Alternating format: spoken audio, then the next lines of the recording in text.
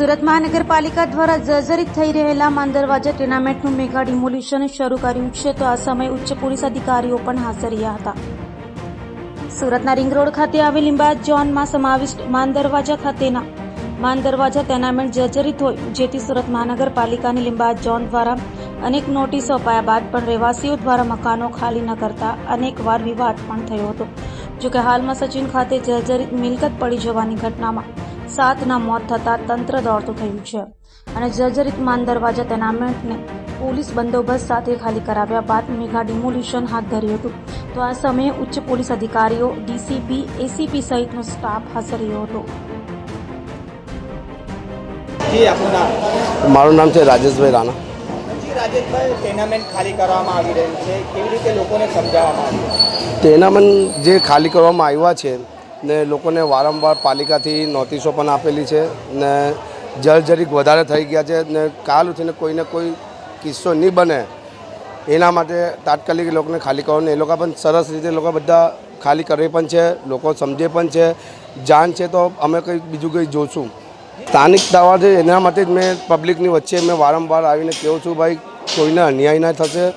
જે આપની પોલિસી છે, જે કોન્ટ્રાક્ટર આવવાનો છે, સારા બિલ્ડિંગ બનશે ને તમને સારા મકાનો પણ ત્યાંથી આપવાના આવશે. રિડેવલપમેન્ટની આપની કન્ડિશન જ છે, એ કન્ડિશનના હિસાબે 3 વર્ષની અંદર આપણે એને હેન્ડ ઓવર જ્યારથી ટેન્ડર આવશે એટલે 3 વર્ષની અંદર એ લોકોને હેન્ડ ઓવર થઈ જશે.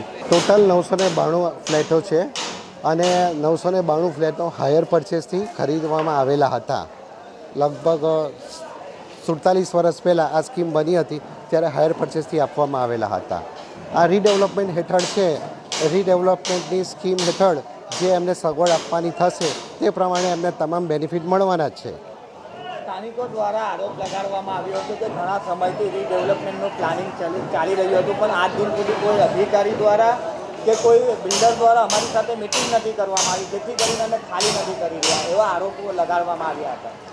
તમામ ટેનામેન્ટવાસીઓને નિયમિતપણે પિરિયોડિકલી અવારનવાર આપણે નોટિસ ઇસ્યુ કરી છે, સમજાવવામાં પણ આવ્યા છે.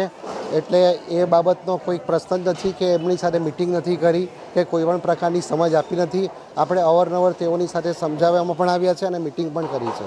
અત્યારે હાલ કેટલા લોકોને સ્થળાંતર કરવામાં આવ્યું છે અને કેટલા બિલ્ડિંગો અત્યારે ખાલી કરાવવામાં આવી છે? ટોટલ બી અને સી મળીને 992 ફ્લેટો છે.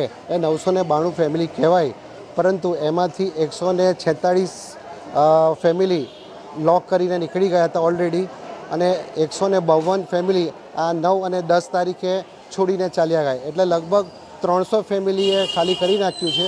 બીજા જે 600 ફેમિલી બાકી રહે છે તેને ખાલી કરવા માટે પોલીસ કાફલા સાથે સુરત મહાનગરપાલિકા અને લિંબાયત ઝોન કચેરીની ટીમ અત્યારે અહીંયા ઉપસ્થિત થયેલ છે.